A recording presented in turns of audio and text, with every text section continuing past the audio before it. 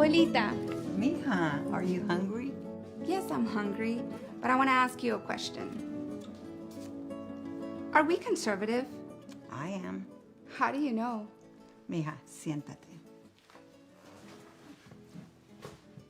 Your abuelo and I came to this country because we had nothing. Everything that you see is because of hard work. You've got goals, dreams, and if you try your hardest, you will succeed. That's a promise. Then I'm a conservative too, Abuelita.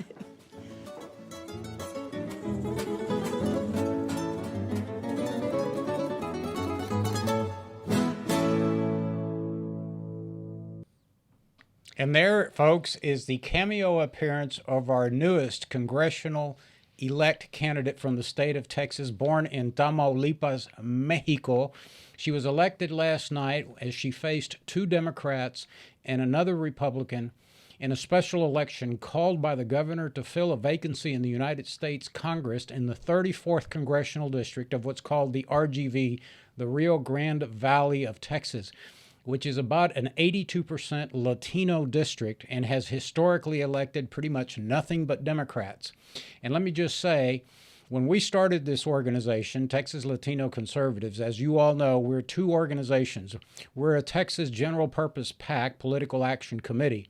And while we cannot get involved and directly make expenditures on behalf of federal candidates, Mayra Flores was one of our early students in our nonprofit organization of the same name called Texas Latino Conservatives. We're a 501c4, where we train young Hispanics across the state of Texas on how to get involved in the political process. One of the things we've noticed here in Texas is the dearth of Hispanics that participate in politics, either in elections as voters or as candidates or as grassroots members of the Conservative Party here in Texas, the Republican Party. And so our efforts have been to educate the community. And so through Leadership Latino in December of 2019, we went down to the Rio Grande Valley, and I had the honor and the privilege of training Mayra Flores, who was a very shy young lady. And thereafter, she started posting on Facebook and in short order had more than 40,000 followers as she talked about her values as an immigrant and the child of migrant workers here in Texas. And so over many, many months, we encouraged her to follow her dreams, and her dream was to share her conservative values with her friends down in South Texas. Eventually, she made the decision to run for office. And the lesson here is, if that's your dream and if you're young and in Texas, pursue it. She took a leap of faith. She took the skills that she learned over many, many, many months as a novice candidate and has just won a congressional seat in a special election. Now, she'll have to stand for re-election in November because this was to fill a vacancy. But it was history last night, and we're proud that TLC could play a small role in ensuring her victory and promoting her as a candidate. We want to thank our supporters over the last couple of years that have made this possible. And as Andrea and I say on this program all the time, everything you see here, all of this production, our training courses across the state of Texas. We've trained more than 230 young Latinos across the state of Texas. We get involved in Texas races.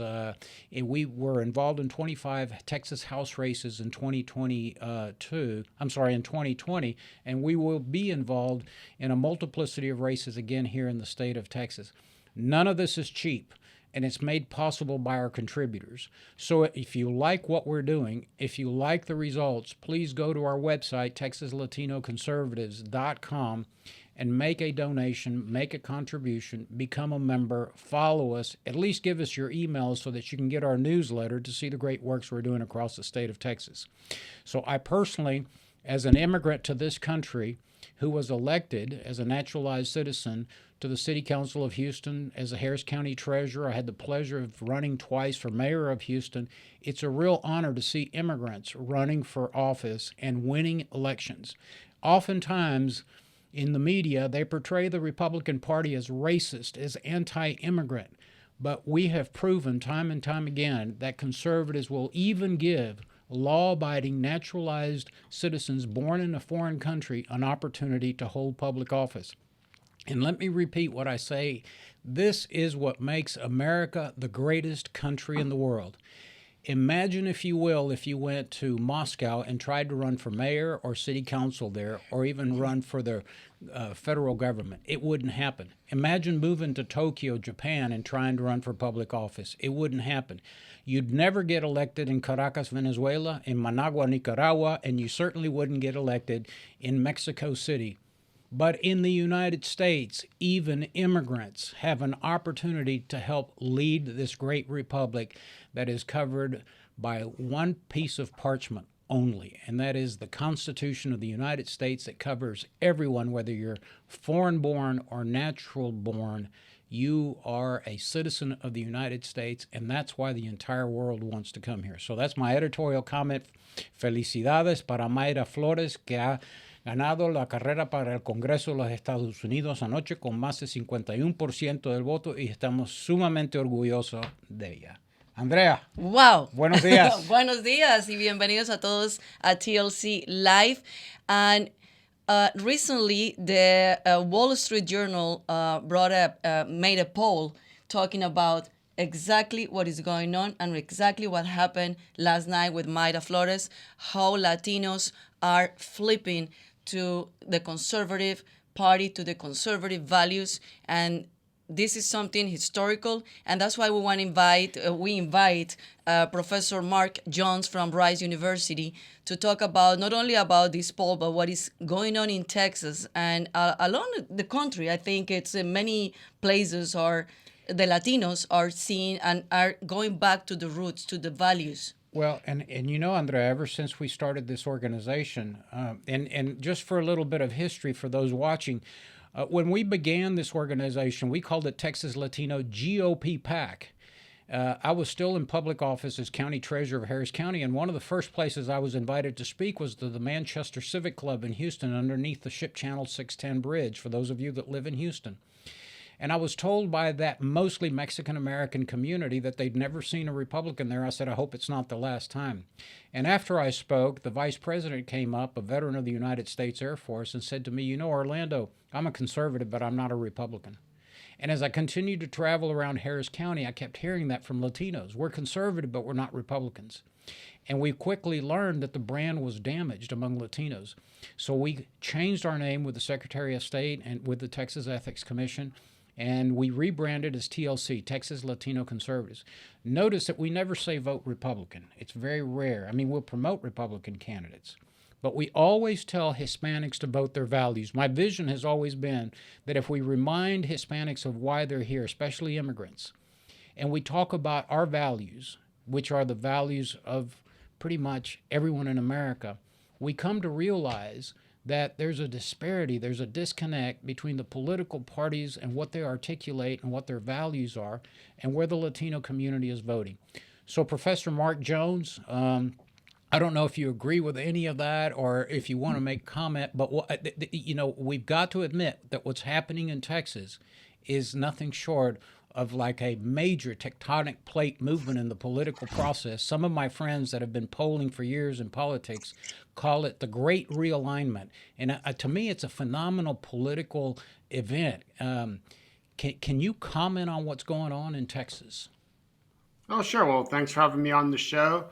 I think when we're thinking about Latino voting in Texas, one factor, at least over the past, I'd say 10 to 12 years, is that the Republican Party historically has won between 35 and 45% of the Hispanic vote.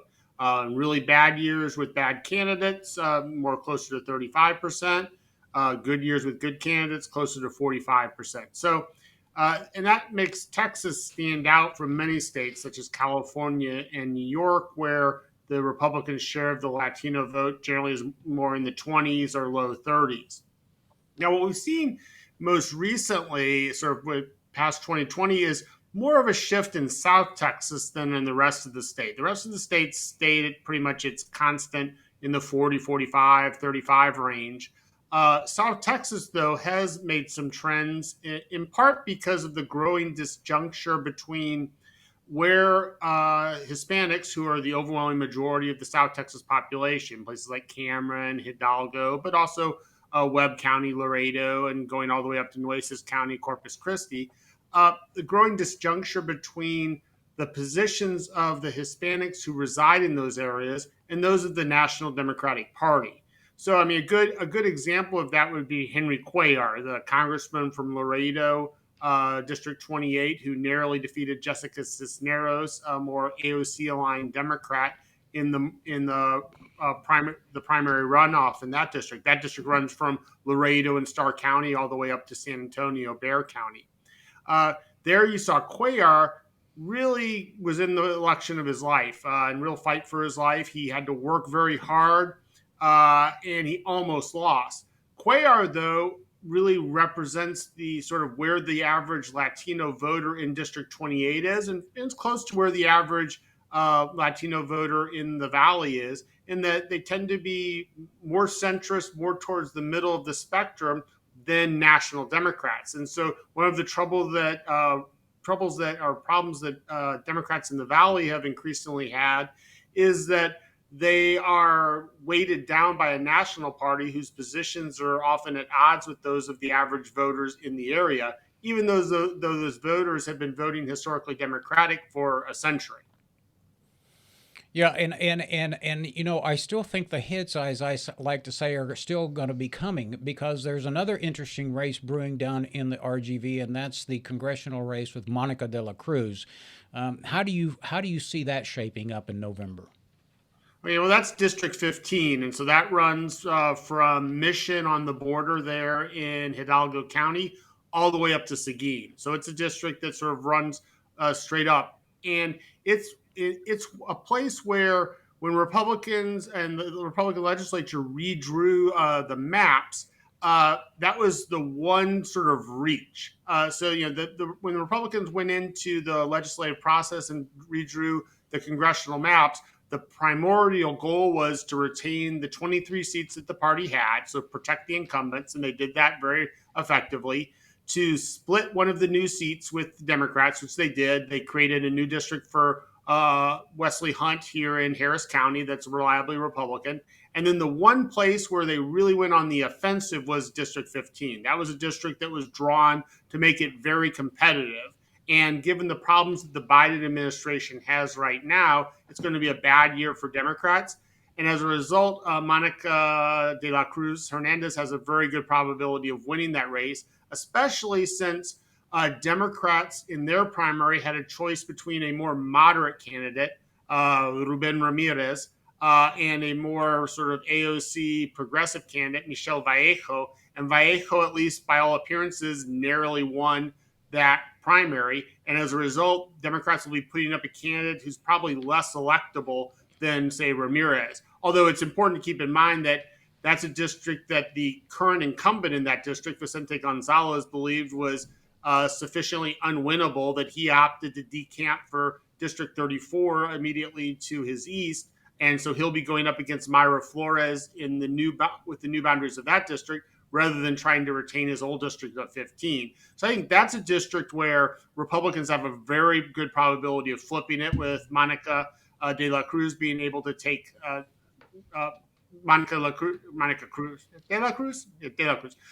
being able to take that seat.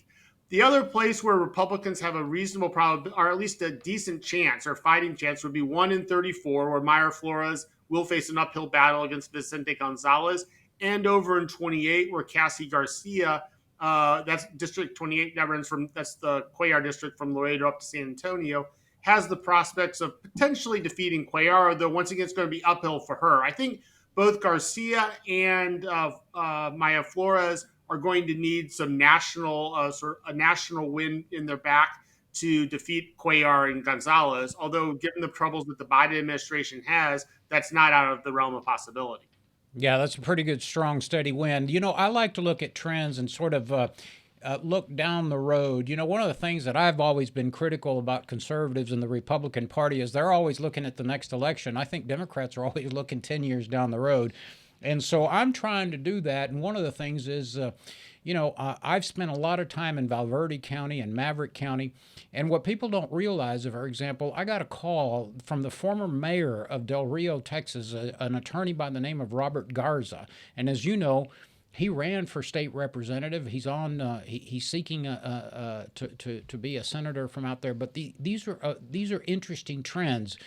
I'm a property taxpayer in Kinney County, Texas. I've always been amazed how heavily Latino, Hispanic, Mexican American that community is. But when the national elections in 2020 were held, it was amazing to me to see the number of Trump signs. And then, of course, we all saw what was happening in Maverick County. Maverick County, for the first time, has a substantial number of Mexican Americans, Latinos, Hispanics, that have sought the Republican nomination. So now where you saw, essentially, Professor, and you know this, elections down in South Texas were pretty much decided in March in the primaries, because it was by default the Democrat won.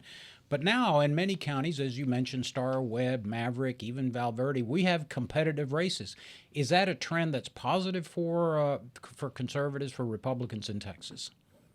Well, especially for Republicans, it's positive in the sense that before Republicans effectively gave up those seats, they didn't. There were in the Republican primary in the spring. There often were no local races, neither at the county level nor even for state rep, state senate, and so as a result, it was effectively a default.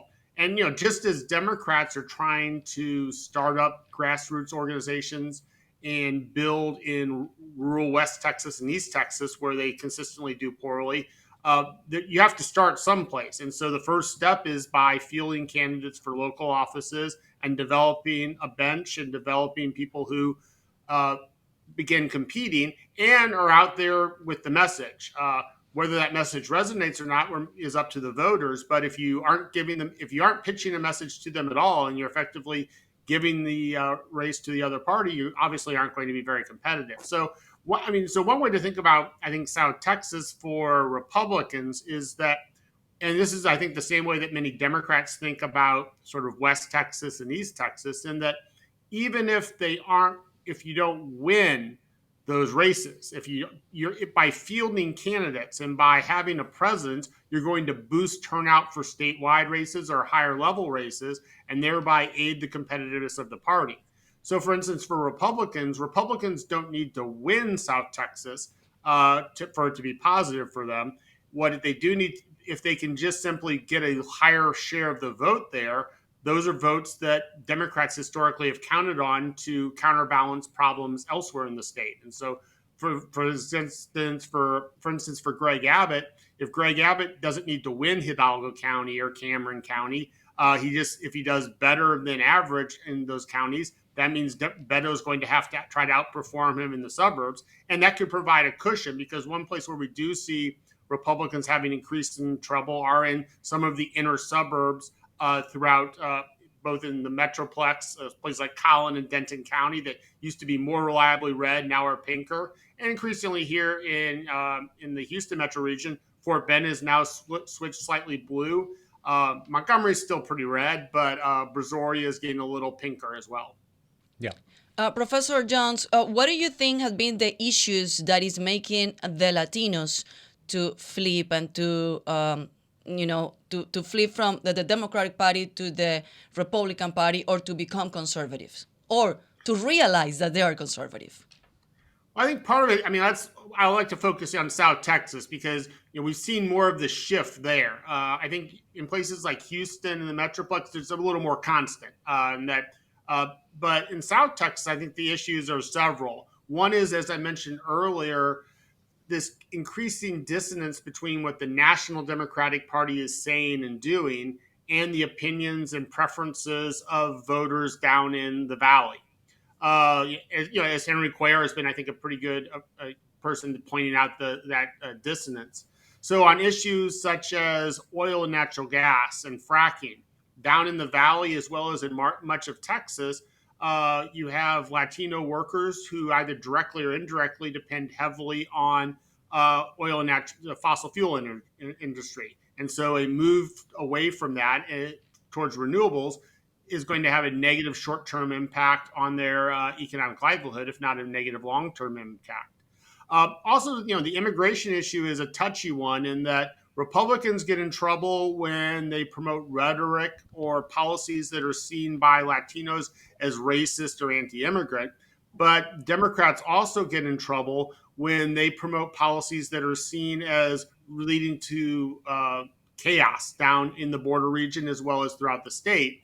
And so I think one of the mistakes that national Democrats often make is that by having a very progressive position on immigration, that's going to increase or boost their support among Latinos nationwide. And what we see in Texas is, for instance, in a poll that we did at the Texas Hispanic Policy Foundation, a majority of Texas Latinos support Governor Abbott's border policies, with the exception of building a wall, where support's pretty much divided. But there's overwhelming support in the Anglo community for the governor's border policies. But even in the Latino community, his supports, there's more support than there is opposition, which means when national Democrats come in with policies that are seen as creating chaos or at least leading to an increase in undocumented migration, that doesn't necessarily always ring positive with Latino voters in the state, particularly those in South Texas. Yeah. Professor, fascinating having you. I want to ask if you will indulge us in the future, and because there's going to be a lot of activity between now and November, if we can invite you back and have the university share a little bit of your time with us. You're a tremendous wealth of knowledge. You're not only an asset to the university, but also to Houston in helping us as lay people understand, that's why we are refer to you as a political scientist, because at the end of the day, it still is a science. How human beings react to rhetoric and how they vote is still fascinating to me. And so we want to thank you, and we want to invite you back. It'll be my pleasure. We here in Harris County, we're going to have a really interesting county judge race between Alexandra Professor Del Jones, Moral Mueller and Lena Hidalgo. So I think that's a race that's going to get quite a bit of not only statewide but also national attention. With the reality being that Harris County is the third most populous county in the country, and we have more people in Harris County than 26 U.S. states. So it's a pretty important position, and you're going to have two Hispanic women battling to be the leader of the county for the next 4 years. Awesome. Thank you, Professor. Professor, thank you so much. Thank you. Thanks for having me on. And as the professor said, sometimes the rhetoric of the National Democratic Party creates a disconnect among Latinos. And, we have a wonderful guest coming up who's a dear friend of mine, Ambassador Chase Untermeyer. And his resume and his bio is way too long to read it, other than let's just say he spent a little time in the Texas legislature. He has spent a little time with the Department of Defense guiding the Navy. He has spent time in the White House. He has spent time in the Middle East, representing the United States and the president in Qatar. And so, Ambassador, if I'm missing something, jump in and share with us. He's also an author. He was a dear friend of the Bushes, but more importantly, he's been my friend for many, many, many years here in Houston. And I consider Ambassador Chase Untermeyer to be one of the brightest individuals that I can talk to. Every time I talk to him, I glean all kinds of information. I attended a presentation he made one time at the Amity Bank building in the Galleria, and it was sort of a thumbnail sketch of the history of the Middle East. It was fascinating. His depth of knowledge of issues that he delves into is fascinating. So if you ever want to learn something, talk to Ambassador Chase Untermeyer. And I invited him on the program because I had a casual conversation with him one day, because we try a lot of ethnic foods around Houston. And on a phone call, I said, Ambassador, what is critical race theory? Because everybody's talking about it. And Ambassador said, I really don't know. And so welcome. Delighted to have you with us. Well, thank you, Orlando and Andrea. Great pleasure to be here, especially to follow after a distinguished academic like Dr. Mark Jones. Yeah. And so let's talk a little bit about what I wanted to discuss. So there's so many things we can talk about, but, critical race theory, what is it? And I know I asked you that, and you, like me, I'm not really sure what it is. So let's have a discussion, because both sides of the aisle, the political aisle, are using this, but I don't know that the average person understands what it is. And I will repeat for the benefit of people watching us that I don't know either. I've read a lot of controversy about what is called critical race theory, but I've never seen a common definition. And that is exactly the problem of our age, in that we, as a people and as political people, get very heated, very concerned about things that have no central definition. That does not prevent people from having passionate opinions on what they think it means. And this is why our current politics is so stoked up with not just this issue, but many others we could mention. For example, defund the police became a slogan a couple of years ago, and lots of people got very angry on both sides of that issue. And there is no common definition of what that means. It's gone everywhere from attempts in Minneapolis literally to defund and disestablish police departments, to people who say, well, it just means having police departments clean up their acts and do things a little bit differently. But to say again, that did not prevent people from getting quite angry on that subject. Yeah, and people do get angry. I mean, it's like BLM, Black Lives Matter. I mean, who can argue with that Black lives, does anyone argue Black lives don't matter? I mean, all human life matters, but people get wrapped around the axle about that. If I might give advice to our friends on the left who pride themselves on being creative people, that it's very dangerous for them when they create subjects like critical race theory or defund the police that are undefined, because in effect they're handing very powerful weapons to conservatives to make an argument as to what they think it means. And this has hurt the people on the left. I'm not crying about that, but this is almost a self-inflicted wound by them. Well, and the same thing with changing our sort of how they refer to people like me. Now we're Latinx. It's a new terms that I don't understand. All the polls are like Hispanics. They're like, Latinx, what the heck is that? Why they want to invent so many things, I don't understand. You guys been in politics for many, many years. You guys are like the old-fashioned way, like a conservative way. I'm glad you said old-fashioned and not just old. No. Old-fashioned way, which is a very conservative. I don't understand none of this terminology. I'm coming from Colombia, South America. I came here in 1997. I've been, I was doing news for 15 years, and I never saw this happening. Like every day, we need to learn a new term. We need to learn how to treat people, and everybody seems like we need to treat everybody different and special. I don't understand this.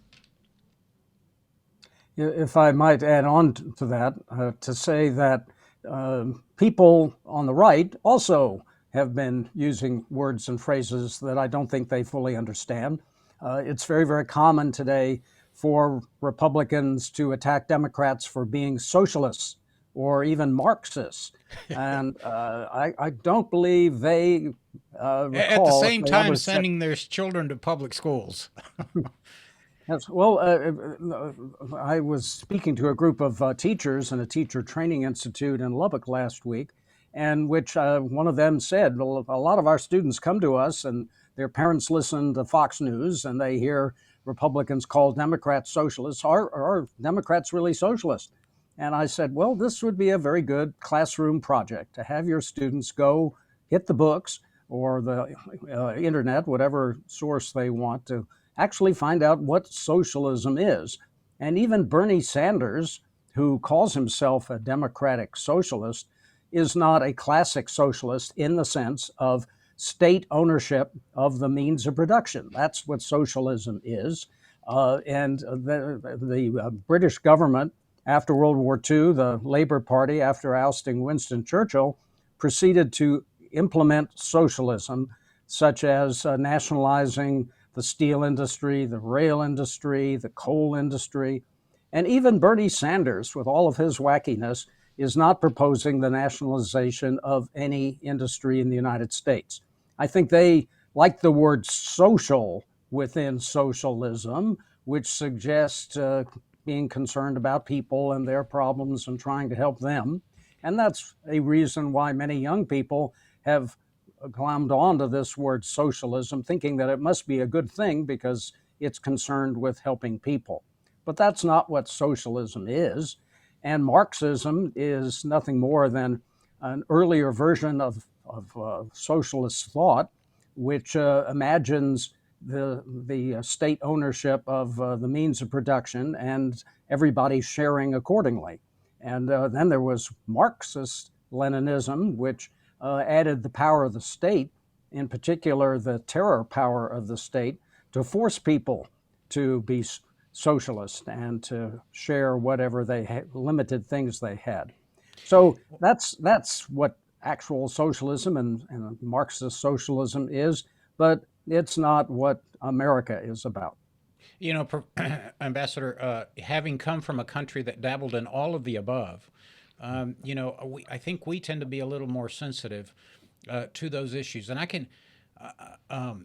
could look at three industries in the United States that have been.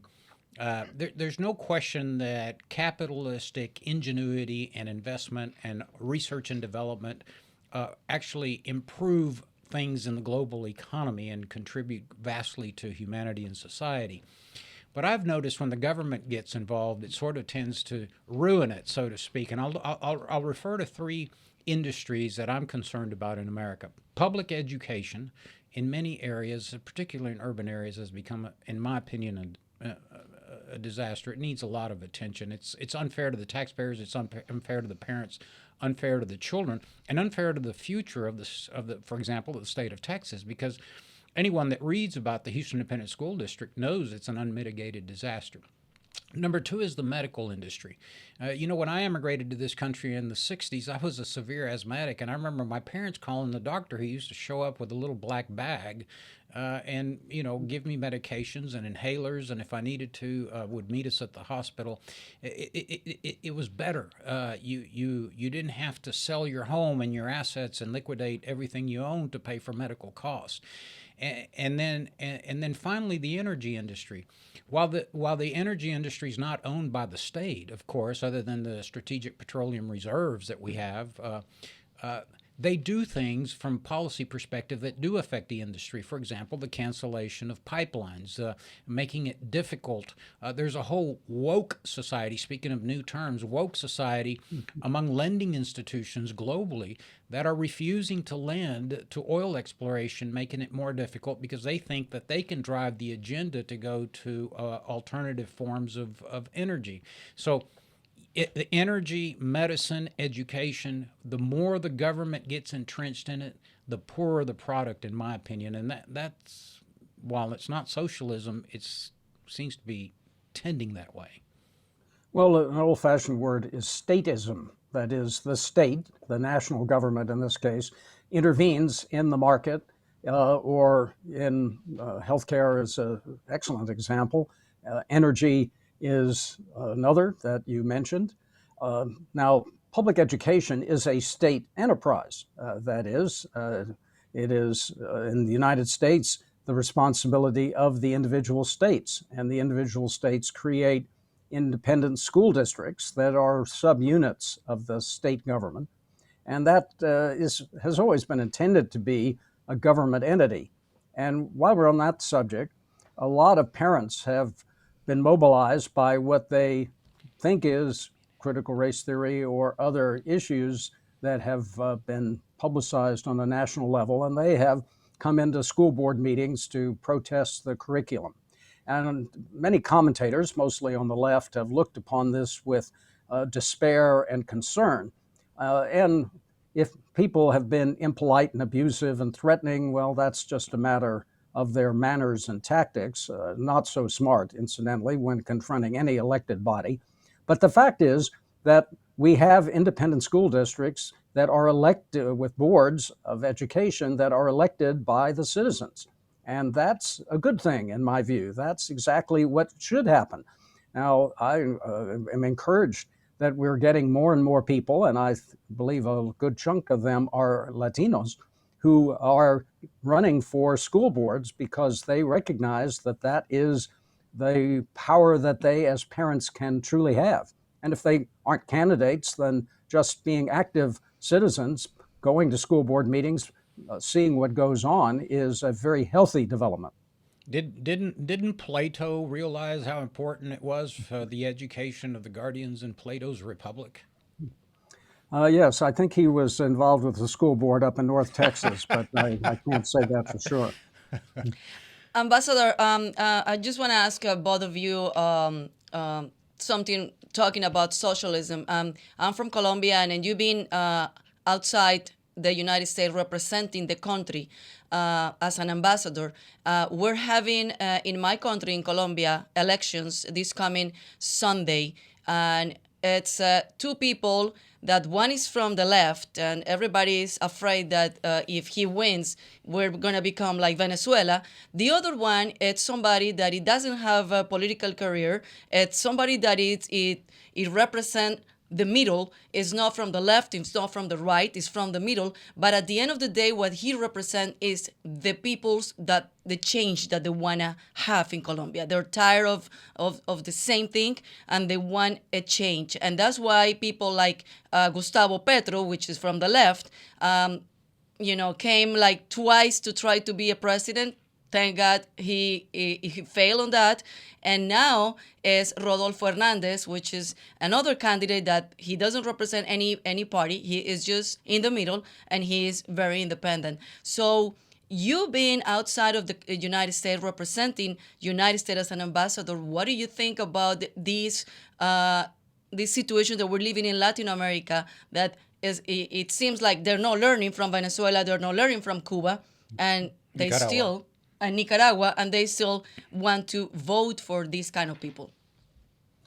Well, first of all, we celebrate the fact that throughout Latin America today, as opposed to a generation ago, that people actually do have the right to vote, that there are fewer dictatorships. There still are several, far too many, in the countries you mentioned, Venezuela, Nicaragua, Cuba, of course. But what we saw many years ago were military dictatorships that did not allow people to be engaged in politics. Happily, we've moved past that point, but we've also moved well past it to the point that we are seeing leftists elected throughout Latin America. They may or may not be as far left as in Venezuela or Nicaragua, but the number of countries is growing. We've seen people like that elected in Bolivia and Ecuador and in Chile. Argentina always seems to have a romance with the left, and they have reinforced that in recent years. We'll see what happens in Brazil later this year. So that's the general picture. Colombia is the shining star of democracy in South America because not just that they have free elections that mean something, but it also has come after a decades-long struggle against violent extremists who want to deny people that freedom and to do in Colombia what happened next door. So one day we can hope that Venezuela will once again be a democracy. They just made the mistake of voting themselves a dictator. Yeah. Same thing for my compatriots down on the island. I'd be remiss, Ambassador, if I didn't touch one point that I find fascinating. The Middle East seems quiet. I know there's a few conflicts between Lebanon and Israel, and Israel with the Iranians, and the sort of intra-neighborhood squabbles. Is the Middle East quieter because our focus now has been on the Russian situation, or has it in fact been the beneficiary of strong diplomatic conversations which have settled things down? Well, first of all, we have to remember the Middle East covers a large number of regions. Right. It's often referred to as one, but the definition of Middle East can extend as far west as Morocco on the northwest shoulder of Africa, all the way to Persian Gulf or Iran. Even Pakistan was often thrown into the mix, and it's not really part of the Middle East. But fortunately, the amount of active fighting that's going on in the Middle East is pretty well confined. That doesn't mean it's a healthy development, because what's been happening in Yemen and Syria, and to a lesser extent in the West Bank of Israel, is still troublesome. It's just not a broad-scale conflict as we've seen in the past. There was a positive development in the past year or two in which various Arab nations signed an agreement called the Abraham Accords, which made relations with Israel overt. I make that point because I believe all of those countries, primarily United Arab Emirates, Bahrain, were having subtle or quiet contacts with Israel in other places like the United Nations. But it's a positive development. The fact is that none of the countries who signed that accord on the Arab side had ever fought a war with Israel. That's why the real historic steps forward were those peace treaties between Israel and Egypt and Jordan, which were enemies of Israel in several conflicts. So while the Abraham Accords may not be quite as historic as those treaties, it's still a very positive development. Yeah, I'm not a big fan of Jimmy Carter, but certainly one of the Camp David Accords and the leadership role I think that Egypt took sort of was a good tone that was set for the region. Ambassador, can't thank you enough for dedicating some time. I know you're probably busy writing another book, or addressing global issues that might be posited at your doorstep. But you're very generous with your time. And again, like I told Professor Mark Jones, we'd like to have you back from time to time to talk about the critical issues facing our not only our country, but because of your international experience, throughout the world. So, thank you so much, and we look forward to having you again. Well, I will accept in advance, and will say that yes, I've had quite an education thanks to the taxpayers of the United States, and as a result, I feel like I owe them whatever education they allowed me to get. And as an old airman that served in the United States Air Force, I always tell people I still believe that we shouldn't let the Navy fly aircraft. All right. Well, that will be the subject of a real debate. Look forward to it. Thank you, Ambassador. Thank you so much. Yeah, my pleasure. So, we're lucky that we live in Houston. Yes. I think we had two of the most capable and intelligent human beings that I know here in Houston to share with us their knowledge that they've gathered over the years. Rice University and Professor Jones are amazing, and then, of course, the ambassador. So thank you for your production. You're the one in charge of producing this show. Andrea has stepped up to be our producer, so you every week get to see the fruits of her labor, but she's really come along. And again, we're so excited about Mayra Flores. We're so happy about Mayra. I feel like jumping on a flight and going down. Oh my God, for real! We need to have her in the show.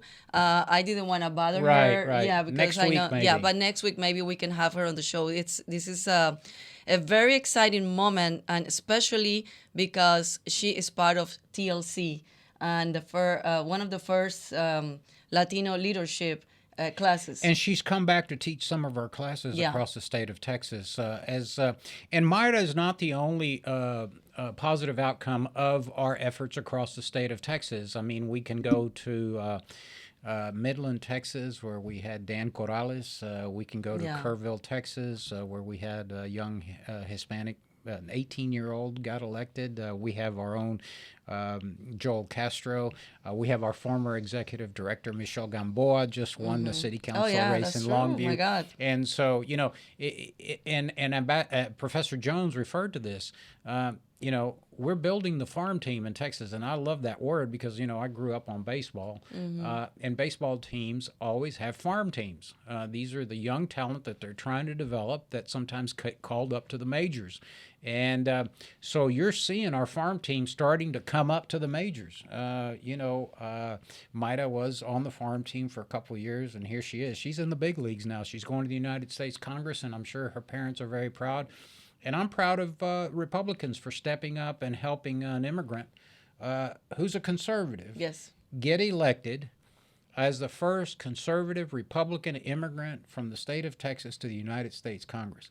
Let me repeat that. That only happens in America. Yep. Because try to go to Colombia, Cuba, or Mexico Forget and run it. for their Congress. Ain't going to happen. Forget it. But talking about Colombia, I want to put the graphic, if Mark, our producer, can put the graphic para los colombianos que viven acá en Houston y que quieren votar para elegir el nuevo presidente de Colombia, que es las elecciones oficiales son el domingo 19 de junio, el Día del Padre, el domingo 19 de junio. Sin embargo, acá en Houston tenemos votación anticipada y ahí está en pantalla toda la información. Es para la segunda vuelta de las votaciones presidenciales. Eso empezó el lunes 13 y va hasta el domingo 19 de junio a partir de las 8 de la mañana hasta las 4 de la tarde y es en el Metropolitan Multi-Service Center que está ubicado en el 1475 de la West Gray. Ahí también hemos votado nosotros por las elecciones acá locales, así que es una ubicación muy central para que todos los colombianos, no es en el consulado de Colombia, porque me pasó en la primera vuelta que fui y voté a votar al consulado de Colombia, no es en el Multi-Service de West Gray, así que atención colombianos, muy importante, tengan en cuenta que queremos elegir el presidente que nos va a llevar a un mejor futuro, que no nos va a llevar al socialismo. Vean a su vecino en Venezuela. Ellos quisieron elegir por un cambio y lo que eligieron fue cambiar de país porque les tocó cambiar de país. Y no queremos que eso nos ocurra en Colombia. Tú tienes la experiencia en Cuba y por favor, así que yo voy a decir, pero te voy a decir que voy a decir a voz alta, mi candidato va a ser Rodolfo Hernández o es Rodolfo Hernández, voy a votar mañana por él, aprovechando que tenemos las votaciones anticipadas, así que colombianos, por favor, voten, aunque estemos fuera del país, nuestro país nos importa y además todo lo que ocurra en Latinoamérica también tiene implicaciones en los Estados Unidos y vivimos acá, así que muy importante salir a votar y vayan a votar, no voten en blanco, vayan a votar en contra del socialismo. Y te voy a comentar que los que se benefician de lo que está sucediendo en Cuba, en Venezuela, en Colombia, en Ecuador, en otros países, Bolivia y Nicaragua, son los Estados Unidos, porque aquí los cubanos, venezolanos, colombianos, nicaragüenses que han venido han sido fantásticos, han contribuido a este país y es increíble. Así que sigan ustedes allá con lo que quieren hacer, pero yo prefiero que todo el mundo, particularmente Latinoamérica, viva en una democracia donde ellos pueden votar, seleccionar a sus candidatos y vivir en libertad. Si quieren criticar el gobierno cubano, que lo hagan. Es la belleza de este país. Aquí yo puedo salir mañana y criticar al presidente y no me van a arrestar. Correcto. Okay. Así bueno, que, felicidades a los colombianos, cuidado. salgan a votar. Entonces nos vemos la semana que viene. Thank you, Mark, for indulging us today. Bye bye. Nos vemos el próximo miércoles.